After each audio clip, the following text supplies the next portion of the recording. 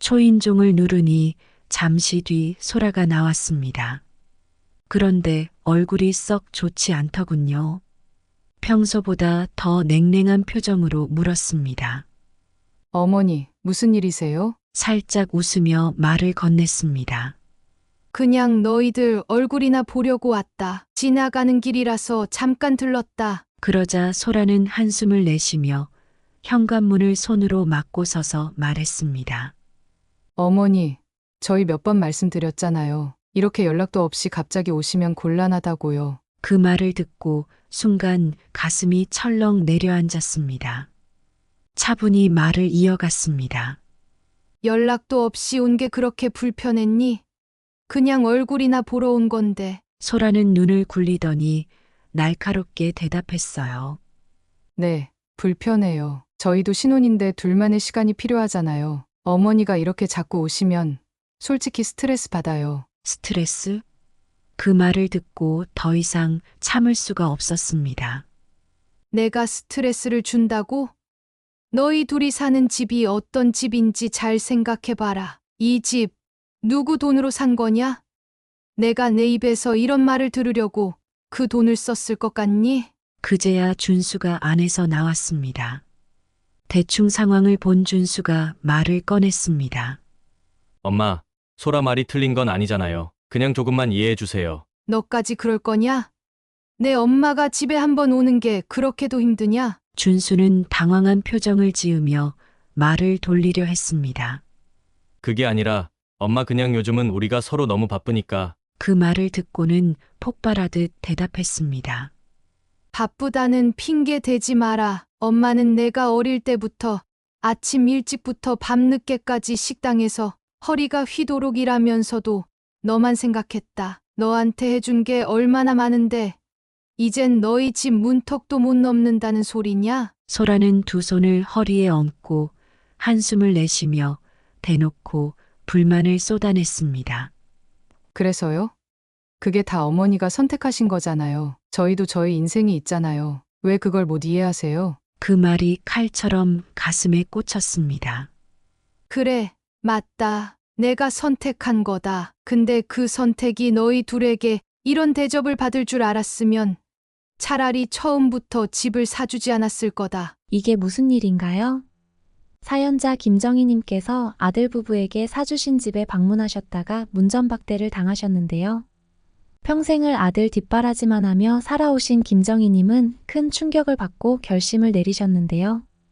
오늘의 사연 한번 들어보시겠습니다. 안녕하세요. 제 이름은 김정희라고 합니다.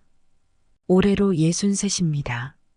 식당에서 25년 동안 일하며 아들 준수 하나 바라보며 살아왔어요. 다른 욕심은 없었어요.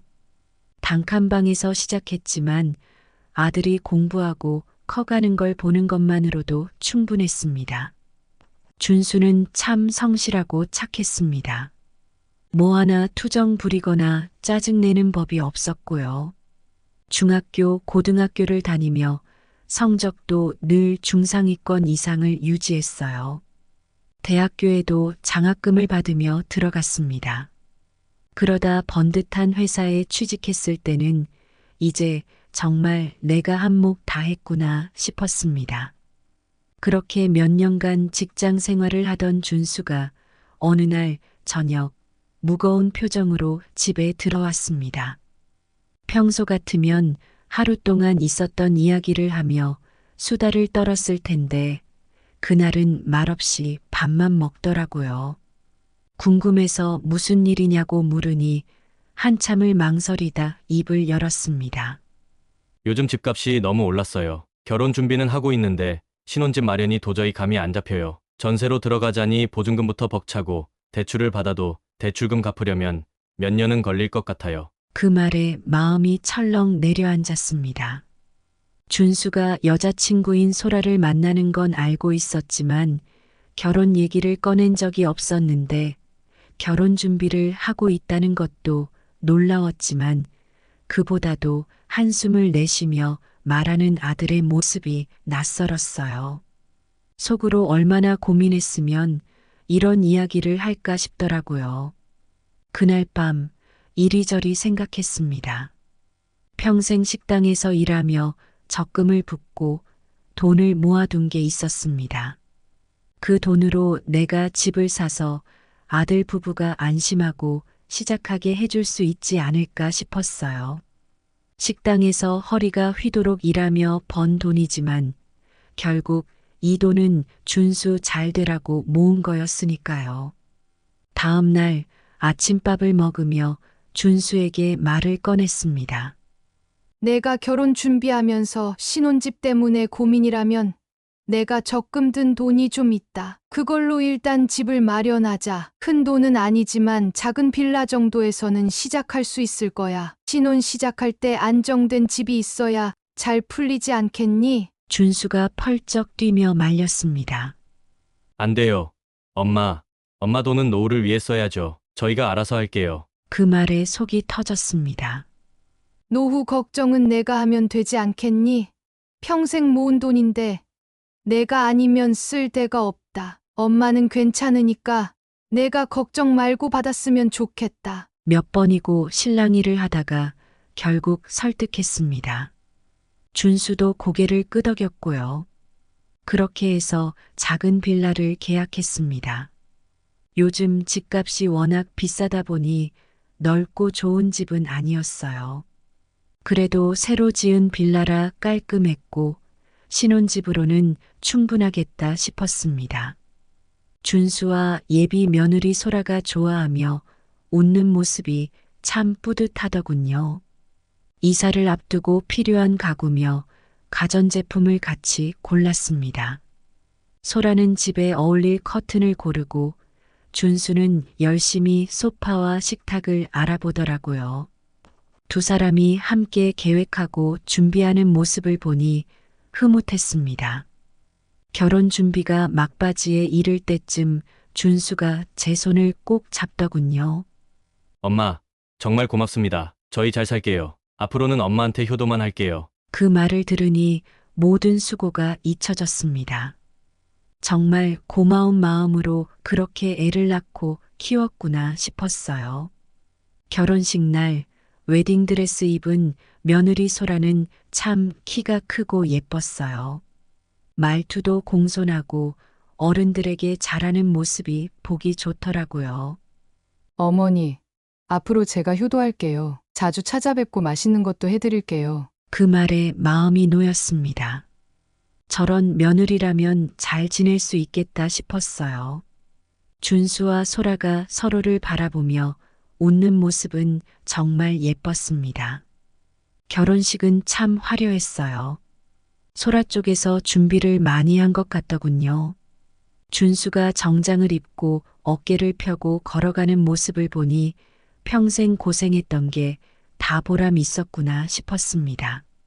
하객들이 준수를 보며 참 잘 키웠다고 축하 인사를 건넸습니다. 세상 부러울 게 없었어요. 결혼식이 끝난 뒤 두 사람은 빌라에서 신혼생활을 시작했습니다. 준수가 가끔씩 전화해서 이런저런 이야기를 해주곤 했어요. 소라랑 요즘은 이런 걸 배운다더라. 둘이 요리도 해본다더라 하면서요. 그때까지만 해도 정말 행복했습니다. 두 사람이 잘 살겠구나 싶었고 이제 걱정도 내려놓아도 되겠다 싶었죠. 그런데요, 그런 행복이 그렇게 오래 가진 않았습니다.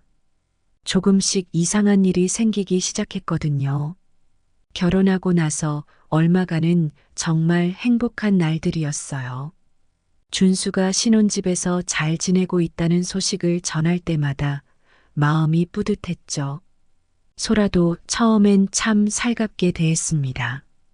어머니, 이번에 저희가 떡을 좀 했어요. 한번 드셔보세요. 그렇게 가져온 떡을 나눠 먹으며 얘기도 하고 웃기도 했어요. 처음에는 그런 날들이 계속될 줄 알았습니다. 하지만 시간이 지나면서 조금씩 이상한 기운이 느껴졌어요. 어느 날 신혼집 근처에 볼 일이 있어서 들른 적이 있습니다. 뭘 사다 줄까 싶어 과일 몇 상자를 사들고 갔죠.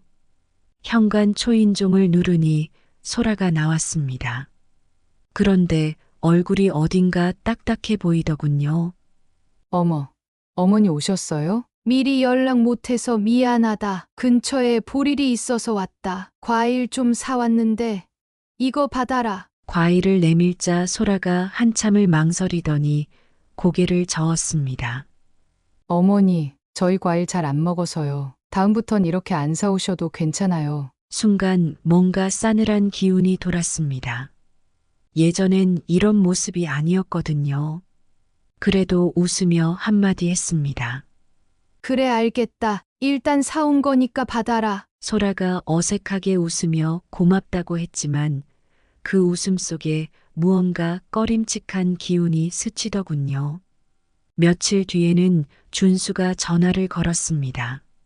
엄마, 소라가 그러는데 집에 오실 때 미리 연락해 주셨으면 좋겠대요. 왜 그러냐고 물으니 준수가 말끝을 흐리더군요. 그냥 요즘 신혼이라 둘만의 시간이 필요하다고. 그 말을 듣고는 가슴이 철렁 내려앉았습니다.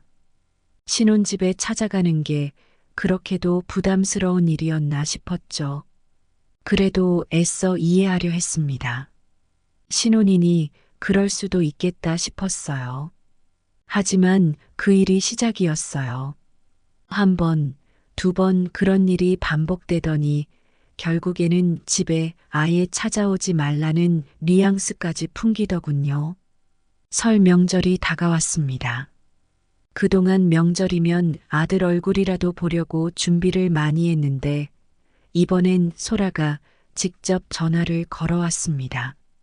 어머니, 저희 이번 설에는 친정부터 가기로 했어요. 그럼 오전에만이라도 들리면 어떠냐고 물으니 소라가 딱 잘라 말했습니다. 어머니, 요즘 명절은 시댁 먼저 가고 친정 가는 게 요즘엔 그렇게 중요한 게 아니래요. 이번엔 친정 먼저 좀 다녀올게요. 그 말을 듣고 한참을 멍했습니다. 예전 같았으면 이런 말을 꺼내지도 못했을 텐데 결혼 몇 달 만에 이런 이야기를 하다니 싶었죠. 준수에게 전화를 걸어 물었습니다.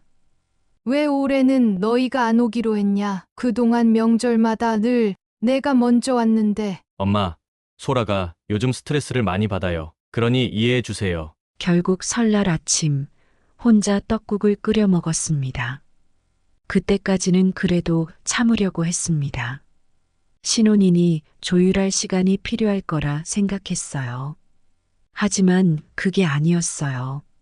시간이 갈수록 소라의 태도는 점점 더 싸늘해지고 준수는 애매한 태도로 중립을 가장하며 한쪽 편만 들더군요. 그 일이 결정적으로 드러난 건 마트에서였습니다. 명절 막바지라 할인하는 반찬거리를 사려고 갔는데 소라와 친구를 마주쳤습니다. 거리를 두고 살짝 피해 있으려 했는데 들리는 소라의 목소리에 발길이 멈췄습니다. 우리 시어머니 있잖아. 자꾸 집에 들러. 아, 진짜 부담스러워 죽겠어. 며칠 전에도 연락도 없이 왔어. 꼴랑 그 어디 자랑도 못하는 조그만한 빌라 하나 사줘놓고 갑질한다니까. 소라 친구가 깔깔 웃으며 맞장구를 치더군요. 시어머니들은 다들 그런다니까? 조금 해줘놓고 생색이란 생색은 다 내고 신혼이 뭔지도 모르고 참나. 가슴이 무너지는 것 같았습니다. 설마 했던 생각들이 전부 사실이었던 거죠. 그날은 아무것도 사지 않고 그냥 돌아섰습니다. 집에 와서 밤새 고민했습니다. 어디서부터 잘못된 걸까? 잘해주고 싶어서 시작했던 일이 이렇게 돌아올 줄은 몰랐습니다. 그날 이후로 모든 게 달라지기 시작했습니다. 그렇게 마음이 조금씩 멀어지고 있다는 걸 느끼던 어느 날이었어요. 준수와 소라의 집 근처를 지나가다가 한번 들러야겠다는 생각이 들었어요. 이번에는 과일이나 반찬 같은 건 준비하지 않고 그냥 빈손으로 가기로 했어요. 아무래도 뭘 가져가면 또 부담스러워 할 것 같아서요. 현관 초인종을 눌렀는데 안에서 웃음소리가 들리더군요. 큰 웃음소리가 딱 사돈댁의 웃음소리였습니다. 초인종을 누르자 살짝 소란스러운 소리가 들리며 조용해지더니 잠시 후 문이 열렸고 소라가 나왔습니다. 그날따라 얼굴에 미소 하나 없이 딱딱한 표정이었어요. 어머니, 무슨 일이세요? 가볍게 들렀다 간다고 했어요. 아들 얼굴도 보고 싶고 인사도 하려고 들렀다 했더니 소라가 살짝 고개를 돌리더니 문 앞에 서서 말하더군요. 저번에 준수 통해서도 말씀드렸는데 앞으로는 미리 연락하고 와주세요. 저희 신혼이라서 둘만의 시간이 좀 필요하거든요. 순간 가슴이 철렁 내려앉는 기분이었어요. 이미 이런 말을 들은 적은 있었지만 직접 이렇게 딱 잘라 말하는 걸 들으니 그게 또 다르더군요. 분명히 안에서 사돈댁 웃음소리를 들었는데 사돈댁은 나와보지도 않고 숨어 있는 것 같았어요. 집 안으로 제가 시선을 돌리며 이리저리 쳐다보니 소라가 몸으로 막으면서 이만 돌아가 달라고 말하더라고요. 하지만 저는 소파 위에 있던 사돈댁 가방을 제 두 눈으로 똑똑히 보았습니다. 그리고는 체념하고 소라에게 말했죠. 그랬구나. 내가 많이 불편했나 보네. 알겠다. 그렇게 말하고 돌아섰습니다. 계단을 내려오는데 발걸음이 왜 그렇게 무겁던지요. 단칸방으로 돌아오는 길에 한참을 걸었는데도 집에 도착하니 속이 시끄러웠습니다. 며칠 뒤 마트에 장을 보러 갔다가 준수와 소라에게 반찬을 좀 사다 주겠다는 생각이 들었어요. 어떻게 보면 마지막으로 마음을 표현하고 싶었던 것 같아요. 이런 식으로 계속 멀어지다 보면 나중엔 더 이상 돌이킬 수 없을 것 같았거든요. 장바구니에 두부며 나물, 그리고 고기 몇 점을 담아 애들 집을 찾았습니다. 초인종을 누르고 잠시 기다렸더니 소라가 나왔어요. 이번에도 반갑다기보다는 조금 불편한 표정이더군요. 어머니, 또 무슨 일이세요? 마트에서 반찬거리를 좀 샀다며 건넸습니다. 너희가 맞벌이 하느라 바쁠 텐데 이 정도는 챙겨줘야 하지 않겠니? 소라가 한참을 바라보더니 고개를 절레절레 흔들더군요. 어머니, 이런 거 안 하셔도 돼요. 솔직히 저희가 알아서 할 수 있어요. 그리고 이런 거 받는 것도 부담스러워요. 그 말에 어이가 없었습니다. 부담스럽다니. 뭘 부담스러워하니? 이런 건 부모로서 당연히 해주는 거야. 소라는 한숨을 쉬더니 대답했습니다. 이왕 사오셨으니 감사히 받겠지만 다음부터는 이런 거 그만하셨으면 해요. 옆에서 준수가 서 있었는데 한마디도 안 하고 가만히 서 있더군요. 준수야, 너도 이게 맞는다고 생각하니? 내 엄마가 반찬 몇 가지 사다 주는 게 그렇게도 어려운 일 같아? 준수가 머뭇거리며 말했어요. 엄마, 소라도 요즘 피곤하니까 이해해 주세요. 그 말을 듣는 순간 참았던 화가 터졌습니다. 너희 둘 다 참 대단하다. 내가 결혼할 때 내가 평생 모은 돈 내서 집 사주고 내가 잘 되길 바랐는데 이제는 반찬 몇 가지 사다 주는 것도 이렇게 거절당해야 하는 거냐? 소라가 그 말을 듣고는 표정을 굳히며 말했습니다. 어머니, 그런 말씀 하시면 곤란해요. 주신 건 감사한데 이렇게 계속 불쑥불쑥 찾아오시면 좀 그렇잖아요. 신혼인데 이해 좀 해주실 수 없으세요? 사실 앞으로는 좀 집에 안 오셨으면 좋겠어요. 준수도 옆에 서 있다가 한 소리 거들더군요. 맞아요, 엄마. 저번에 전화로 말씀드렸잖아요. 저희 좀 자유롭게 두셨으면 좋겠어요. 이 말을 듣고는 더는 할 말이 없더군요. 집으로 돌아오는 길에 가슴이 답답해서 아무 생각도 들지 않았습니다. 설 명절을 혼자 보내고 마트에서 소라와 친구의 제 험담을 듣고 사돈댁은 부르면서 나에겐 더 이상 찾아오지 말라는 아들 부부의 말을 듣고 더는 참을 수 없다는 생각이 들었어요. 이제 준수와 소라랑 엮이는 일도 지쳤습니다. 두 사람을 위해 모든 걸 다 쏟아부었지만 돌아온 건 차가운 외면뿐이었죠. 그렇게 참담한 마음을 안고 결심을 했습니다. 사주었던 빌라를 매각하기로요. 처음엔 참 고민이 많았습니다. 준수와 소라가 이 결정을 받아들이지 않을 게 뻔했거든요. 하지만 더 이상 망설일 이유도 없었어요. 제가 마련한 집에서 마저 멸시받으며 모욕당할 이유는 없으니까요. 그렇게 마음을 굳힌 뒤에는 곧바로 부동산에 연락했습니다. 매수자를 구하는 건 생각보다 어렵지 않았습니다. 빌라가 지어진 지 얼마 되지 않은 데다 위치도 나쁘지 않아서인지 며칠 만에 몇몇 매수 희망자가 생겼습니다. 게다가 운이 좋았는지 제가 처음 이 집을 샀던 금액보다 조금 더 비싼 값에 팔 수 있겠다는 이야기를 들었어요. 덕분에 예상보다 빨리 계약 절차를 진행하게 됐습니다. 하지만 이 사실을 준수와 소라에게 알리는 일은 쉽지 않았습니다. 계약서를 쓰기 전에 먼저 알려야 한다고 생각했어요. 그날 저녁 전화를 걸어 이야기를 꺼냈습니다. 준수야, 집을 팔기로 했다. 순간 전화기 너머로 숨소리가 멈추더니 준수가 당황한 목소리로 말했어요. 엄마, 그게 무슨 말이야? 왜 갑자기 집을 판다뇨? 집이 이제 필요 없어졌다. 너희도 그 집에서 더 이상 날 편하게 생각하지 않잖니. 그래서 내 마음 편하려고 파는 거다. 준수는 말을 더듬으며 소라에게 이 사실을 전하는 소리가 들렸습니다. 잠시 후 소라가 전화를 대신 받더군요. 어머니, 지금 그게 무슨 말씀이세요?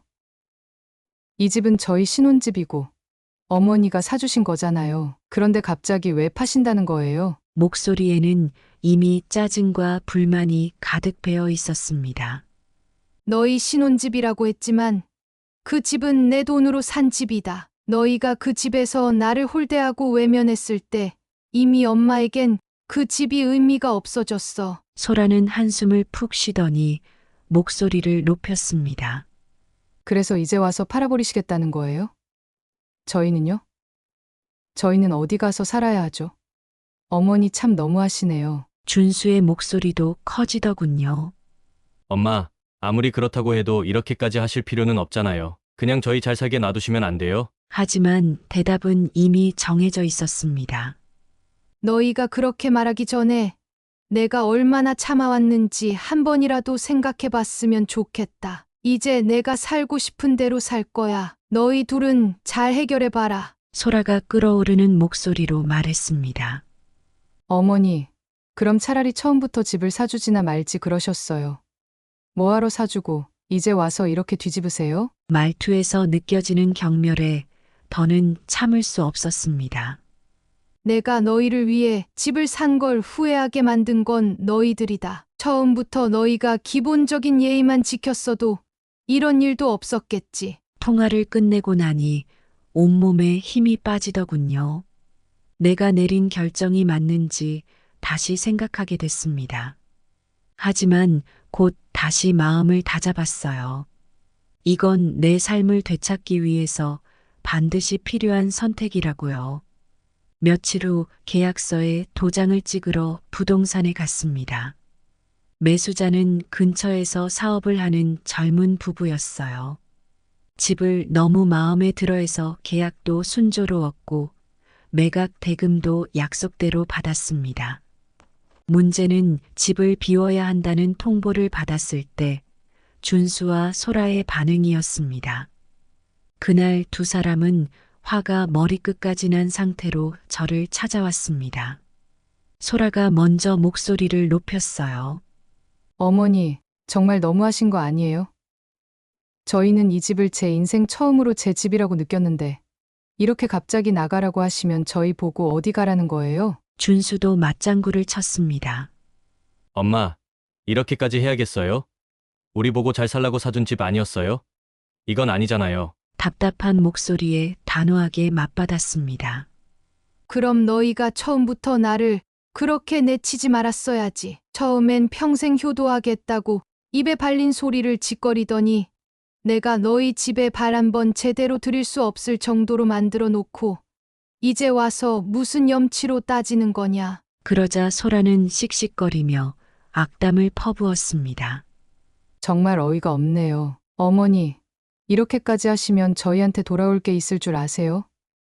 아무도 어머니 같은 사람 좋아하지 않아요. 그 말에 가슴이 아렸지만 애써 무시했습니다.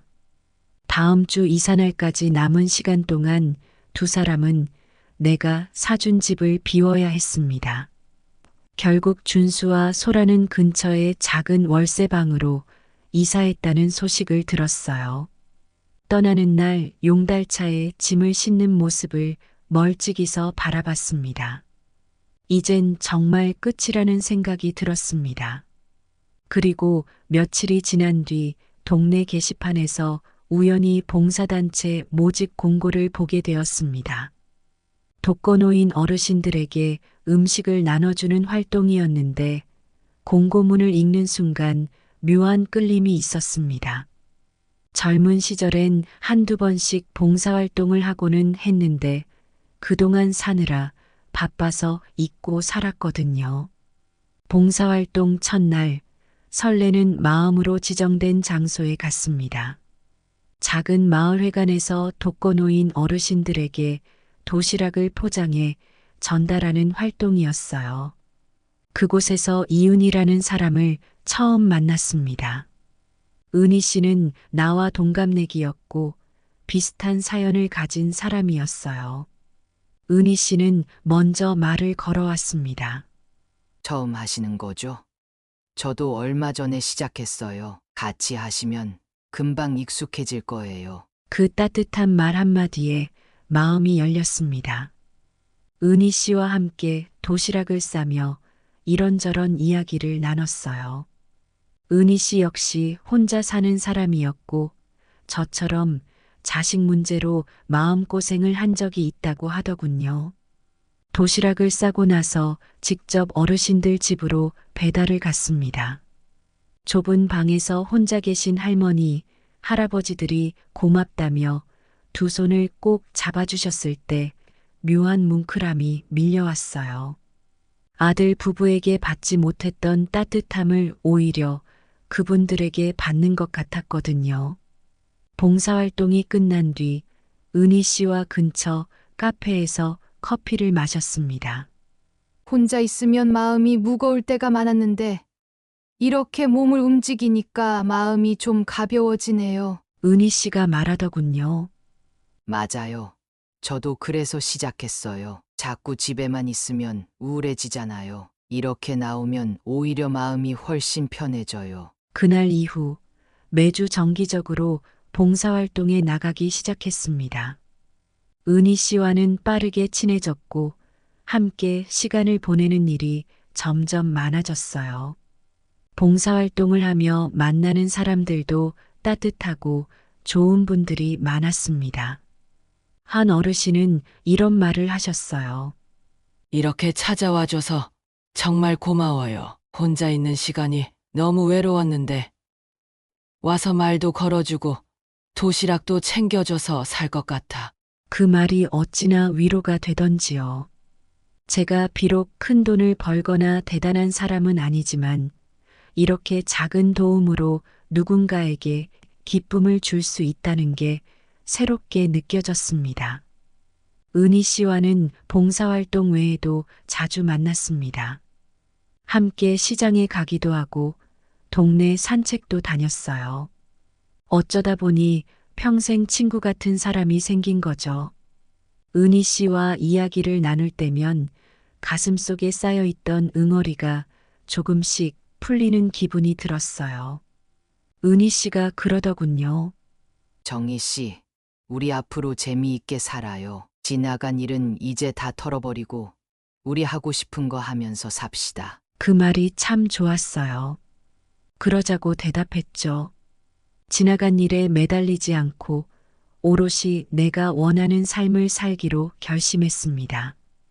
그렇게 봉사활동과 은희 씨와의 우정을 통해 조금씩 삶의 활력을 되찾아갔습니다.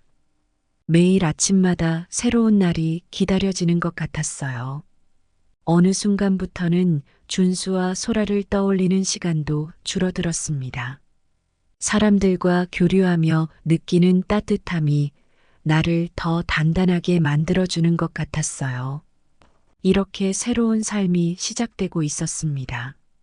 제가 빌라를 팔고 나서 준수와 소라는 근처에 작은 월세집을 구했다는 이야기를 들었습니다. 이전보다 훨씬 좁고 낡은 집이라고 했습니다. 하지만 그곳에서라도 잘 정리하고 살아갈 줄 알았습니다. 아무리 그래도 제가 준수와 소라에게 바란 건 그저 평범한 삶이었으니까요. 그러나 들려오는 소식은 점점 심상치 않았습니다. 먼저 소라가 친구들과 백화점에 자주 나타난다는 이야기를 들었어요. 명품관에서 이것저것 쇼핑하는 모습이 동네 사람들 사이에서 화제가 됐더군요. 저는 빌라를 매각한 후 이 두 사람의 삶에 더는 개입하지 않겠다고 마음먹었지만 이런 소식은 자연히 귀에 들어올 수밖에 없었습니다. 그러면서도 한편으로는 준수가 힘들게 벌어온 돈을 이렇게 허투루 쓰지 않기를 바랐습니다. 그런데 얼마 지나지 않아 두 사람에게 경제적 문제가 불거졌다는 이야기가 들렸습니다. 소라는 소비를 멈추지 않았다고 했습니다. 사람들에게 이 집은 너무 답답하다며 불평을 하고 명품 쇼핑을 멈추지 않았다는 이야기까지 들었으니 말이죠. 결국 두 사람은 카드 빚을 감당하지 못했습니다. 두 사람은 돈이 바닥나면서 더 이상 월세집조차 유지할 수 없는 상황에 놓였다고 했습니다. 동네 사람이 말해주길 소라가 친구들에게 이런 무능한 남자랑 사는 게 너무 힘들다며 푸념하는 소리도 들렸습니다. 준수는 고시원으로 옮겼습니다. 월세집조차 유지할 수 없게 되면서 결국 방 한 칸짜리 고시원에 들어갔다는 소식을 부동산 박 사장님을 통해 들었습니다. 소라는 친정으로 돌아갔다고 했습니다. 더 이상 준수와 살 수 없다며 이혼을 결심했다고 했습니다. 두 사람이 이렇게 몰락하는 걸 들으면서도 마음이 크게 동요하지는 않았습니다. 내가 해줄 수 있는 모든 걸 다 했고 그 이상은 내가 책임질 수 없다는 걸 스스로 잘 알고 있었으니까요. 그리고 들려온 마지막 소식은 준수와 소라가 정식으로 이혼했다는 이야기였습니다. 결국 친정으로 돌아가 살면서 부모에게 의존하고 있다고 하더군요. 이 모든 이야기를 들으면서도 저는 더는 개입하지 않기로 마음먹었습니다. 준수와 소라의 삶은 이제 제가 상관할 일이 아니라고 결심했으니까요. 제가 해줄 수 있는 건 다 했고 더 이상 애들의 선택과 결과는 내가 책임질 부분이 아니었습니다. 이혼 후 준수에게서 전화가 왔습니다. 이혼 이야기를 들은 지 몇 주 만에 연락이었어요. 마지막으로 통화했을 때 서로 소리를 지르고 끊었던 기억이 떠올라서 처음엔 받을까 말까 고민했습니다. 하지만 결국 전화를 받았습니다. 엄마, 저예요.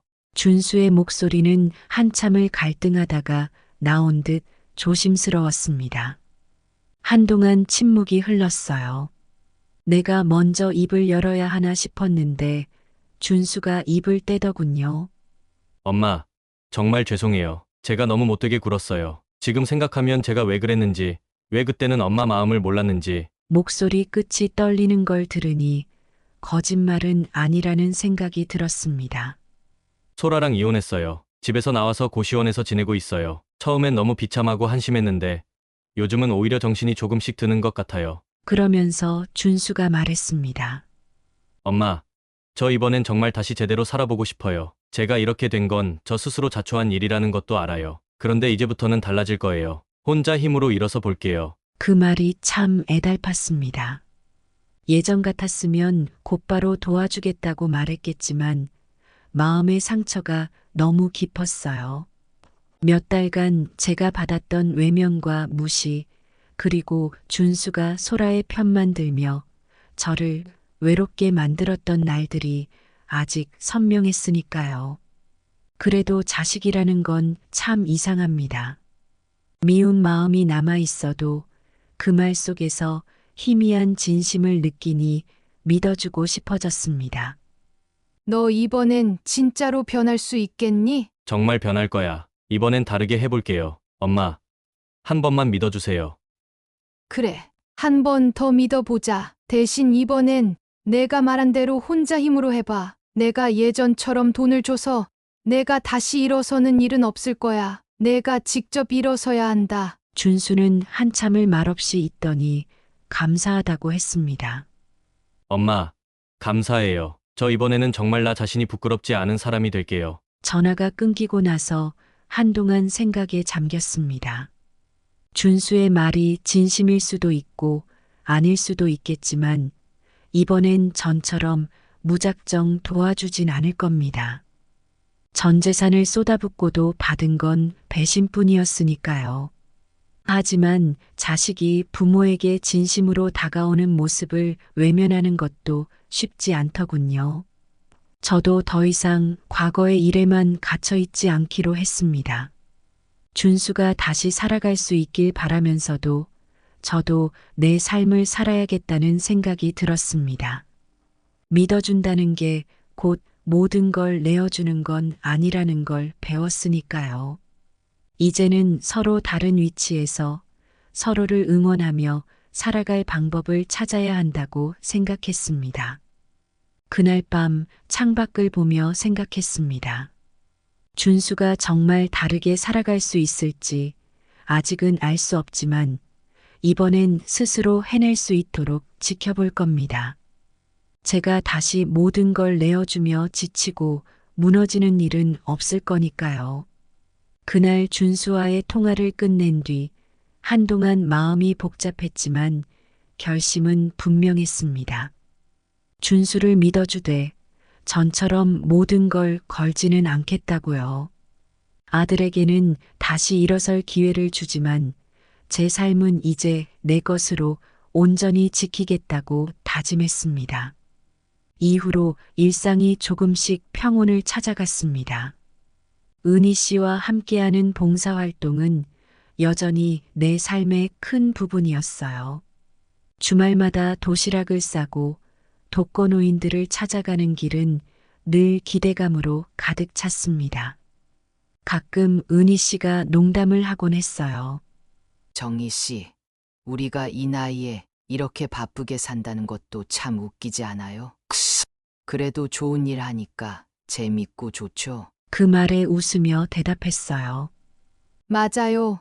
예전엔 일이 바쁘고 힘들기만 했는데 지금은 이런 바쁨이 오히려 살아있는 것 같아. 봉사활동을 다니며 새로운 사람들을 만나는 것도 큰 기쁨이었습니다. 어르신들이 반갑게 맞아주시고 함께 앉아 도란도란 이야기를 나누는 시간은 무엇과도 바꿀 수 없는 소중한 순간이었어요. 은희 씨와는 봉사활동이 끝난 뒤에도 자주 만났습니다. 동네 시장에 가서 장을 보고 공원에 가서 산책도 했어요. 어느 날 은희 씨가 말하더군요. 정희 씨, 우리 여행 한번 갈래요? 가까운 데라도 다녀오자고요. 그 말에 마음이 설렜습니다. 한 번도 여행이라는 걸 제대로 다녀본 적이 없었거든요. 준수를 키우느라 그리고 나중엔 일하느라 시간을 내본 적이 없었어요. 그래서 은희 씨와 함께 작은 계획을 세웠습니다. 첫 여행지는 바닷가 마을로 정했어요. 며칠 뒤 작은 배낭을 메고 기차에 올랐을 때 이게 바로 내가 그토록 바라던 자유구나 싶었습니다. 그곳에서 보낸 며칠 동안 바다를 보며 걷고 시장에서 회 한 접시에 막걸리를 곁들여 먹으면서 정말 오래간만에 웃었어요. 은희 씨가 그러더군요.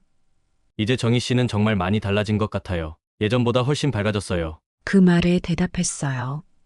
네, 이제는 정말 저 스스로의 삶을 사는 것 같네요. 여행을 다녀온 후로 더 많은 걸 시도해 보기로 했습니다. 그림을 배우기 시작했고, 동네 문화센터에서 요리 강습도 듣기 시작했어요.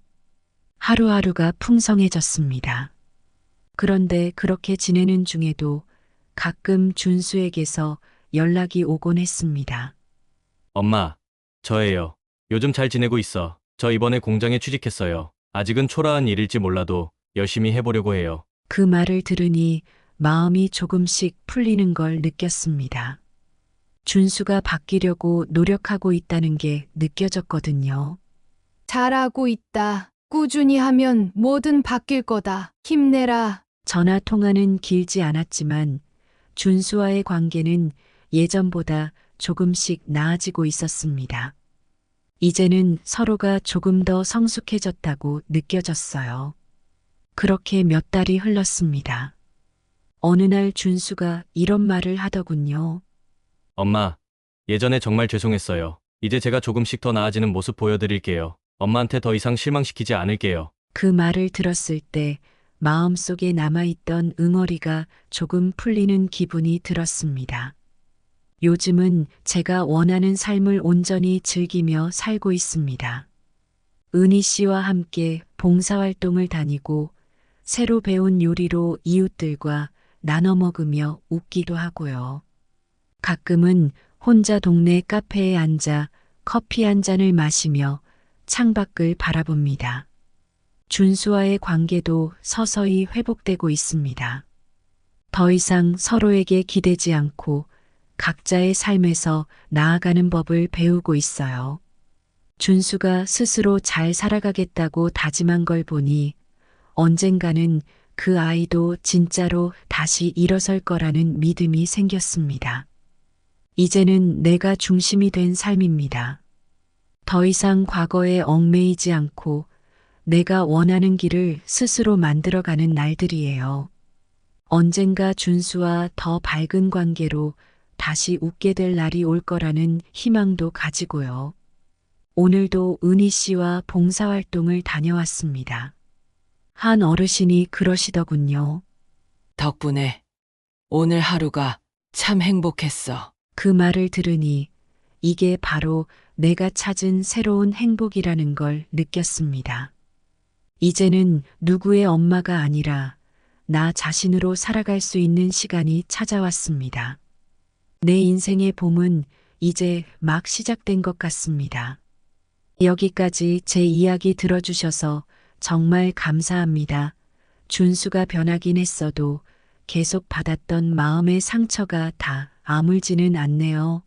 어떻게 하면 좋을지 댓글로 작성해 주시면 감사하겠습니다. 오늘의 사연 들으시고 어떤 생각이 드셨나요? 사연자분께 해주고 싶으신 말씀 있으시면 댓글 부탁드리고 구독을 누르시면 여러분께 내일 좋은 소식이 찾아올 거예요. 그럼 다음 사연에서 만나 뵙겠습니다. 감사합니다.